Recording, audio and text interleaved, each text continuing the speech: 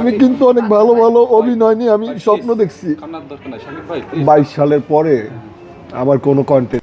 চিত্রনায়ক সাকিব খানের বেশ বড় ভক্ত তিনি। সাকিব খানের মতো কথা বলে বেশ ভাইরালও হয়েছেন। এরপর টিকটকার হিসেবে পরিচিতি লাভ করেন মাদারীপুর জেলার সদর থানার নয়াকান্দি কাটেরপুল এলাকার মিন্টু ব্যাপারীর ছেলে সাকিব খান।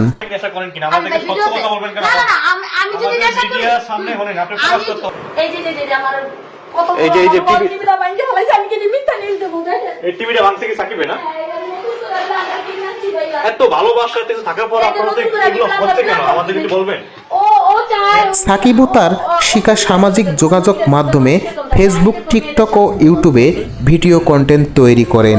তারা দুজনেই ছিল মাদকাসক্ত। জিম্মি করে ব্ল্যাকমেল করে বিয়ে করছে। আমি একাধিকবার চলে গেছি ওর কাছ থেকে। আমার গ্রামে গিয়া ঘুমের ট্যাবলেট খেয়ে এলাকার লোকজন জড়ো করে আমার মানহানি করে সেখান থেকে নিয়ে আসছে পুলিশ দিয়ে ধরায়া। আমি আবার চলে গেছি।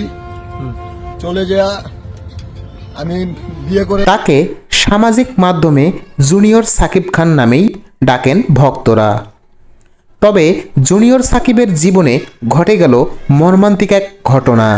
ঘুমন্ত অবস্থায় তার গোপনাঙ্গ কর্তন করলেন তার স্ত্রী শিখা। তারপর আমি ঘুমায় দিছি।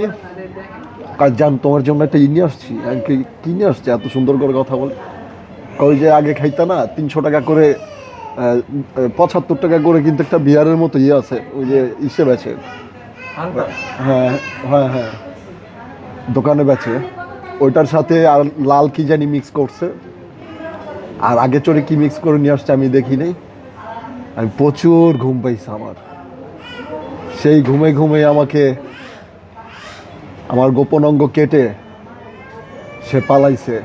যদি আমার যদি অনেক বড় ক্ষতিও করে ফেলে, আমি কিন্তু শিখার নামে গিয়ে মামলা করতে পারবো না।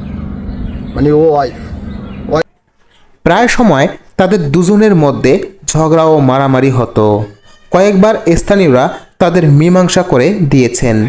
সাকিব ও শিখার একাধিক বিয়ে হয়েছে। মঙ্গলবার 9 জুলাই ভোরে কোনো এক সময় ঘরের ভিতর সাকিবের গোপনাঙ্গ কর্তন করে ফেলেন তার স্ত্রী শিখা। ঘটনাটি ঘটে নারায়ণগঞ্জ বন্দর উপজেলায় কলাগাছিয়া কান্দিরপাড় এলাকায়। এ সময় শিখাকে আটক করে বন্দর থানায় নেওয়া হয়েছে। ঘটনা সূত্রে জানা যায়, জরুরি সেবা 999-এ ফোন পেয়ে পুলিশ ঘটনাস্থলে যায়।